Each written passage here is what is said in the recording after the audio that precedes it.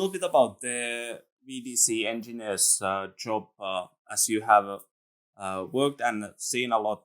What kind of advices would you give if people would be interested on getting these kind of work positions in the future? What kind of skills or knowledge or experiences they should accumulate? Yeah, so obviously they need to know how to use the software, and so and that more or less depends on what industry you're working in.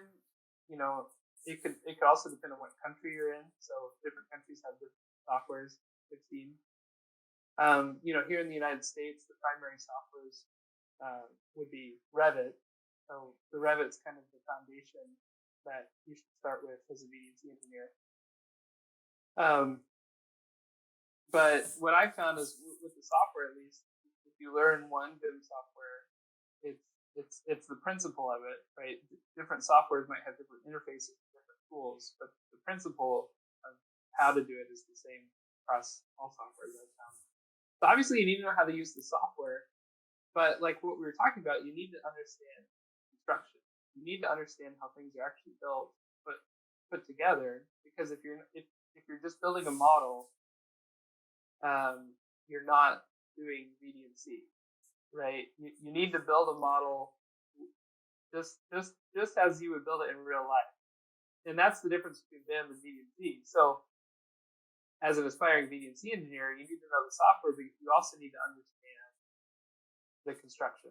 So, I'd recommend, either, and we live in a day and age where you can look up on YouTube or on Google anything. If you want to know how a concrete slab is placed, you can look up a video where someone's recorded people bending rebar, putting rebar in place, placing the concrete. You can learn anything online. You don't have to go to a construction site to learn how some of these things are done. There's also a lot of books, a lot of trade manuals that you could learn from. So that's what I'd recommend.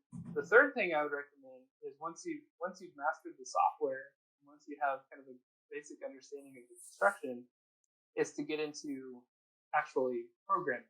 So learning Dynamo, learning computer language like Python or C# that has, that's kind of what Revit runs on, right? So understanding the computer program can help you go to the next level with the software tools, because then you can start doing things with the software that you can't do just through the user interface. That's kind of the three things I would recommend: mastering the software, learning the construction, and then developing your software further by learning coding and tools like Dynamo. Definitely, that's good. And I think it's quite underappreciated, understanding how to program or script even, because I think it's the more we go into the future, the more complex these softwares and tools will get. So understanding a little bit about the scripting, just the foundations, will give you a little bit of handway to understand, okay, what's happening here, and then starting to break it down from there.